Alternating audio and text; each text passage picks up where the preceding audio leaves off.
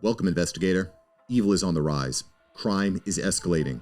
Our mission is to eliminate the crime by exposing evil, examine why it manifests, and highlight the brave souls that confront it every day. Join us as we work together to bring justice to every victim. Welcome to All Things Crime. Here's your host, Jared Bradley. Hello, everybody, and welcome to another episode of All Things Crime. I'm Jared, your host, and fantastic guest this morning, Kristian Flood, recently retired from NYPD, and now he's escaped into free America. He's down in Florida, and just excited to talk to him today. But before we get into Kristian and all the amazing things that I know we're going to be talking about and fun things we're going to be talking about this morning, make sure to subscribe, help us out, and hit that bell as well, so that you never miss an episode, and share it with your friends. You know, we got fantastic guests, that people that have intimate knowledge of not only law enforcement, but also the criminal justice, how things are happening in America. And yeah, you know what? This information needs to get out. So make sure to share it and definitely subscribe. So now that we've gotten all that out of the way, Kristian, welcome to the podcast. Thank you, Jared. Thank you for having me. Great to be here. Of course. Yeah. Like you said, welcome to free America, man. What was it like growing up in New York compared to where you are now? Ooh, night and day. Night and day. I don't know where to explain. Definitely towards the end of my career, and then thus into my very early stages of retirement, with all the restrictions, we'll call them mask restrictions, and all this social distancing and all the other hoopla that went with it in New York. Coming down here before I bought my home, it was kind of like a culture shock. Like, you know, you'd almost think that they had such a handle on it down here with Governor DeSantis that there was no pandemic going on. You know, people were adults. We were treated with respect. If you didn't feel right, you didn't go out. They had dining. You know, I was around Valentine's Day before I bought my house, and outside at a restaurant with my buddy, his wife, his family, my family, my wife and my daughter at the time. And yeah, sitting down having dinner in a restaurant, and it's not Uber Eats or anything like that. So I'm like, wow, we got to rethink our life choices here.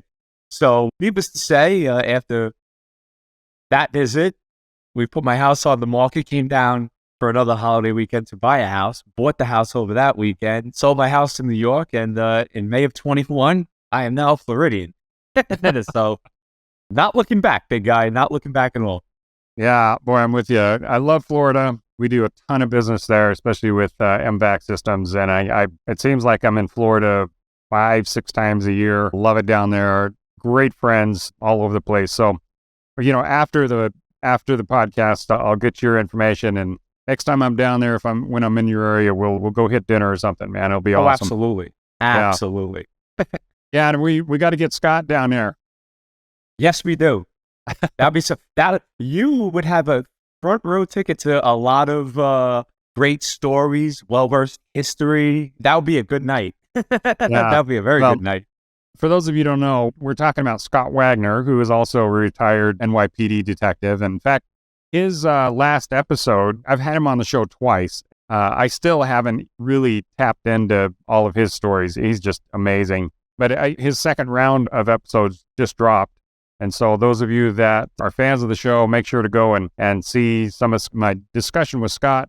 He had some great insights, especially into the Idaho quadruple murder. And it was fun talking to him, but just a great guy. But, you know, he's a diehard New Yorker, man. I don't know that he'll ever leave. You know, to each your own. I think if he was to come down here on a long holiday weekend, he would see things that are, in my words, eye-opening. Yeah, it's all perspective, of course. But I mean, now that it's, you know, pretty much all of the restrictions are really gone, but during the middle of it. And the crazy thing is, you know, I'm in Utah. I was born and raised in Idaho.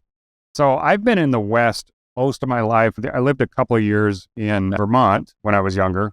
But, you know, that was 40 years ago. So yeah, kind of dating myself here. But, and then other than the military and living in, you know, like Kentucky and Tennessee and Alabama, places like that. But all of that is what I call free America. And the rest of it, you know, I'd never really in recent times in an area, well, I shouldn't say that. I did spend a year in California. when I was with a pharmaceutical company, but only a year. And it wasn't so much the restrictions that I saw there, but it was more just the cost of living. It was just insane. Yes. I mean, we called it the sun tax, but the weirdest thing was, so we moved from Las Vegas, where we had lived for 4 years, down to the San Diego area. And the weirdest thing to us was during the day, the neighborhoods were just empty. It was like a ghost town. And with the exception of just a couple of, like places, in-home care centers or, for kids and stuff like that, and homeschools and things like that. But other than that, every house was empty because everybody was at work. You had to have a 2-income family just to live there. And it was just bizarre to us. The days I was in sales. And so some days I would have short days and other days I'd be out for 12, 14 hours. But it was just bizarre to drive through your neighborhood and just see nothing going on. And until about 5 o'clock when, the freeways are jam packed. And then by 6 or 7, everybody's arriving home and, the place is hustle and bustle. And it's just bizarre. But, we stayed there a year and then we're out of here. So smart. Very smart. Yeah. There's no sun tax down in Florida. It's actually free. Right. Yeah. At least income tax. There's no income tax there, which is just super smart. There's so many draws to states like Tennessee and Florida and Texas that don't have any income tax. And, the relative state taxes are pretty low. I love it. Of course, where they get you is like when guys like me come into town and I stay at a hotel. Wow. Boy, overnight parking and resort fees and things like that. That's where you guys make all your money. And I'll tell you, because every state has to have a certain amount of money to survive. And that's where they get it from. Crazy. Anyway, hey, let's talk about law enforcement, man. That's what we're here for. Go for it. It's called All Things Crime for a reason, right? Yes, sir, it is. Yeah. All right. Well, so one of the first things I have to ask you, I know you live in Florida now, but yes, on my show. So first of all, I was able to, about a year and a half ago, I actually took with a couple of other friends of mine, retired military guys, went down to Panama and we saw what's called the Darien Gap. And the Darien Gap I made some great episodes on that. So all of you listening, make sure to go back and check these episodes out, especially with Congressman Burgess Owens. So he was one of the congressmen, and then the other one was Tom Tiffany out of Wisconsin. 2 great guys, but the big thing was when they came into Congress a couple of years ago, one of their primary concerns was the wide open southern border. And anybody that doesn't actually admit that it's a wide open border either hasn't been there or is completely naive or just completely in denial, or worst case, they want to open for whatever nefarious reason that is. And it's creating just absolute havoc on the country. And we have relatives that live about 20 miles north of the U.S.-Mexico border in Arizona, and just a really small town down there. And I'm telling you, it is the Wild West all over again. Everything is just overrun. But anyway, the bottom line is when we were in Panama, we were interviewing some of these migrants that were coming through the Darien Gap, which, if you don't know, is 60 miles, and as the crow flies, 60 miles of some of the most dangerous jungle in the entire world. And why would they make this trek to, the first stages really of their migration up to our southern border and then into the United States? And when we were down there, it was, I want to say May of 2020. Some major events going on there, but basically they were all like, hey, Joe Biden is now the president of the United States and it is time to go. And back then, in this little village that we were in called Baja Chiquito, sure I'm slaughtering that, but there was, it's a little village of like 450 people. Back then, there were a couple hundred migrants per day coming out of the jungle through this village. And, some of them had gangrene, from walking and, feet were wet. for weeks. And, some were bit by snakes, some were washed away by the rivers. It was just a harrowing journey for these people. But every single one of them had the impression that once they, whatever they had to go through, whatever hell they had to go through and whatever danger they had to go through, all they had to do was reach our southern border. And once they got into the United States, it was, the streets are paved with gold and their life is taken care of the rest of their lives. Literally, that was their mentality.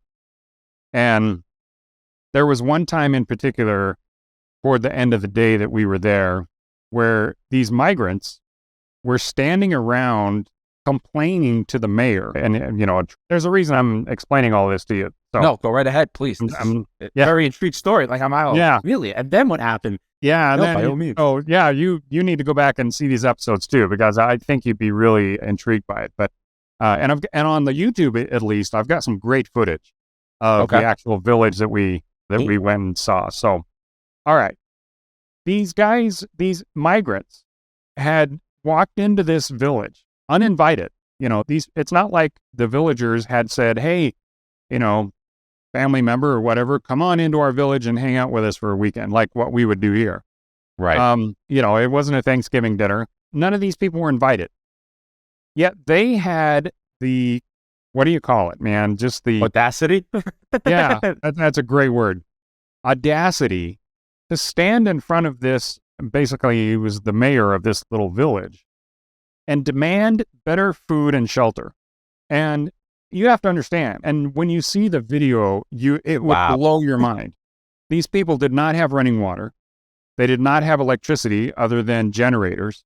They had to bring all the gasoline and all their supplies by riverboat up to their village. Most of their structures were cement, but most of them didn't have walls. I mean, they're basically literally just columns with a roof over the top of it. Wow. So these people, it's like when you think of a third world country and you think of the poorest of the poor, right? People that are literally, they have enough structure and enough, quote, civilization to basically keep the elements off of their kids. And that's it. And they're literally carving their life out of a jungle.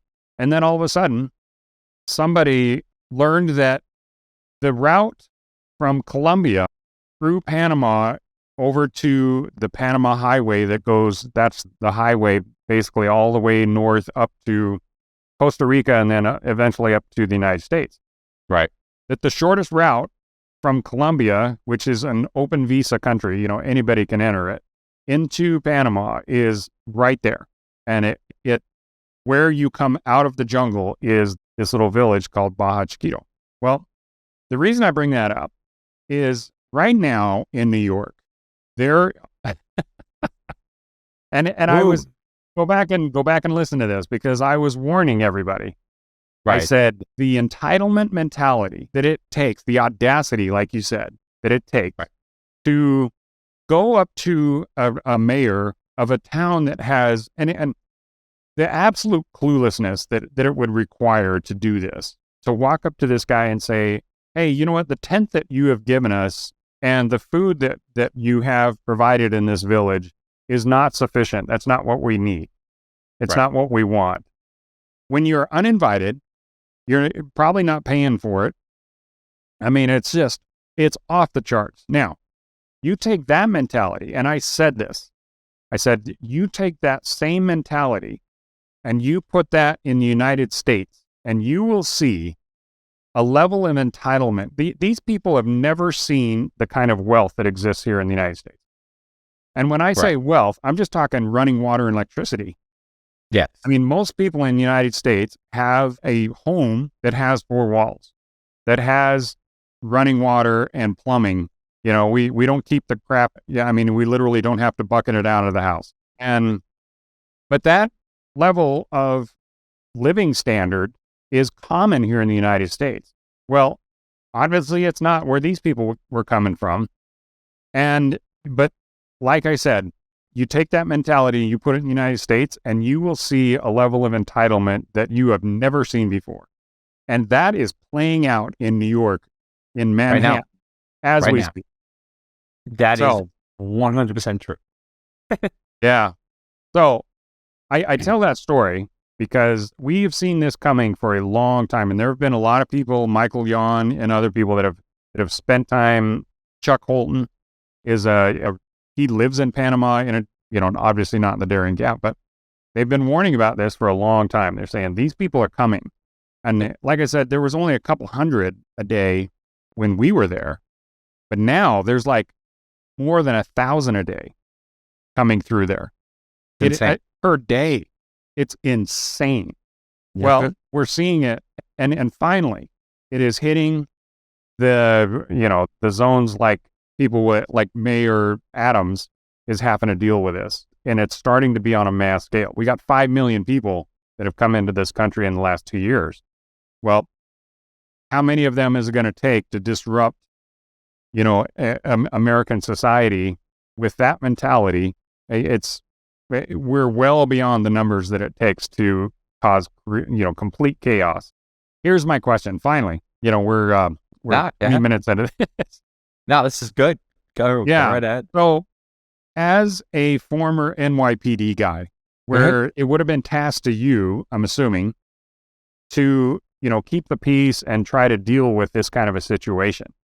First of all, what's your thoughts on these migrants that are basically, first of all, whose idea was it to put these guys up in a 4-star hotel? I apologize.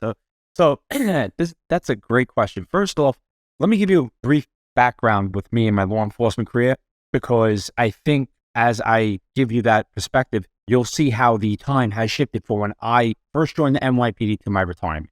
And it kind of coincides with your question, which is a very valid and legit question. I joined the New York State Police Department September 29th of 2000. Okay. I went through the police academy. I was about maybe 4 or 5 months on the job. I was assigned to police service area number 7, which is the housing precinct in the South Bronx. I was about maybe 4 or 5 months on the job when 9/11. So here I am, a snot-nosed kid, born and raised in the Bronx in Throgs Neck, literally 8-minute car ride, door to door from my command to my home. And we're living through the events of September 11th. And back then, I mean, as your previous guest, Scott, could attest to, it was the end of the crack war. You kind of was starting to thrive. You saw a lot of neighborhoods changing for the better. Okay. Can't really recall what the unemployment rate was back then, but I mean, there were jobs. You didn't have the rampant homelessness. Like, New York was starting to thrive. And then again, tragically, 9/11 happened. Bloomberg comes in and basically takes over from Giuliani and kind of tries to do everything in his power to make New York a thriving economic city. And he succeeds. Whether you elect the guy or not, he did 3 terms, each own. But I will tell you that under the Giuliani-Bloomberg era, crime was down. There was a level of respect. Now, granted, I mean, you're going to have the few apples that they hate the police, and that's fine. I have experienced the good and bad of law enforcement. From my time in the Housing Bureau to street crime, or anti-crime rather, and then making it to the Detective Bureau with 5.5 years on the job in March of 2006.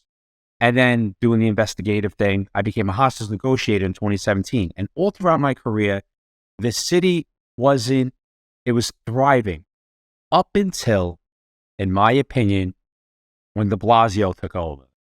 And there the writing was on the wall. Now, my personal opinion of Mayor de Blasio is my personal opinion. At no time did that ever affect how I conducted my job, and I would never voice any displeasure, publicly, because when you wear that uniform, you're a sign of law and order, and that thin blue line is the line between total civility and anarchy. No other way to cut it. And there were some trying times under the de Blasio era. And, you had the assassination of Wen Lewin and Detective Ramos in Brooklyn. And this is fact, there were a lot of, the way it was handled, the PBA president at the time, Pat Lynch, I mean, you saw guys turning their backs on the mayor. because, of whatever political beliefs there were, and the direction he started to take. And I apologize. This is more of a long-winded answer too, so I apologize for this, but No, like I said, good stuff, man. I love it. but that's when it started to turn. And you saw, like, different commissioners coming in, and you just got the sense that, well, you're entitled to this. It's a free handout. The city's going to pay for this. Equity and inclusion and all this other, in my opinion, nonsense, because what you did, in essence, was de Blasio, in my opinion, was the start of the decay of New York to where it is now. So you had 30 years between the Bloomberg-Giuliani era, where you came out of the crack epidemic and the gang and drug wars of the 90s, even with the events of September 11th, you saw an economic boom. People were out. You didn't have people. I saw in a YouTube video, some woman in the Bronx takes a bike chain and chains herself to a concrete or steel pillar on an elevated train because she didn't want to be thrown or to potentially be thrown in front of a moving train. Like, this is what's going on now in New York. Like, this is big. And as de Blasio's 8 years during his mayoralship, he basically undid, in my opinion, 30 years of prosperity, proactive policing, and basically law and order. Now you have New York City as a sanctuary city. Yes, we'll take them. Well, at first, Mayor Adams was not happy when Governor Abbott and other governors were sending migrants to New York. And, when you say, we'll take you in and we're going to, you're basically giving that entitlement. And it also goes back, and if I could touch on this very briefly, with the tragic events of the well-documented summer of 2020 riot. I understand peaceful protests. What happened to Mr. Floyd was completely wrong. I'm a cop. I am saying that, the cuffs are on. It's over. That should never have happened. And my heart goes out to that family. But there also has to be some type of level of, you can voice your First Amendment rights of free speech, freedom of assembly, but not burn down cities. And I'm not just talking about New York. Pick going from the Eastern Seaboard to the West Coast. This happened. Again, to your viewers, to your listeners, please do the research. There was no peaceful protest. I was down there when Molotov cocktails were being thrown at police vehicles. When I believe it was, escaping me right now, when they took over the precinct that burnt it down. You can't allow that to happen. And then you build that sense of entitlement within your own country, within your own cities. Well, now you have, 15,000 a day coming across the southern border. Well, forget their level of entitlement, as you said in your opening monologue with that village you were in. Well, now, just 72 hours ago, Mayor Adams had to come out with, I guess, one of these migrants, and they went to Brooklyn, and he's pulling an orange out of his jacket, showing like, there's good food here, there's heat, there's hot water. How is this? There's not bed bugs. I mean, to his credit, like, he finally called out, the federal government, like, hey, we need funding, we need help. Like, there's a serious problem going on. And now you're basically turning every state in this country into a border state. And finally, I believe it was last night, I saw on one of the media outlets, I think it could have been Fox News, that finally the NYPD came in and like, all right, enough's enough. You're at it. Let's go. And basically, I guess, relocated these individuals to Brooklyn or where they had to be. And shameful that if you are coming here because you're seeking political asylum, you're seeking a better way of life, there's a right way and a wrong way to do it. And if you're coming here with nothing and you make it in, my wife's Hispanic, she's of Puerto Rican descent, even in the Latin community, I mean, we could talk about Cuba, like, you're grateful. You're not entitled. You bust your rear end, you work, you get the job done, and then you reap those financial rewards. Then if you want to go back to your native country at some point with your accumulated wealth or your hard work, your hard earnings from here, you're entitled to do that. But to have people come here and they're not even paying for it, you and I, the taxpayers, we're paying for this. And they're upset because of a blanket or food. Well, what were you eating 4 months ago before you got here? That would be my question. And if you're that unhappy, no problem. I'm going to make you happy. Come on, we're going to get on a bus. That bus is going to drive to a tarmac.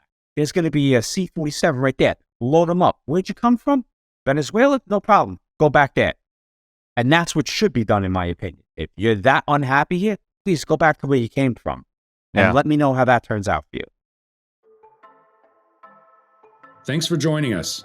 Your attention today brings us one step closer to exposing and eliminating the evil that brings crime to our communities. Hit subscribe and share this episode. Together, we will bring justice to every victim.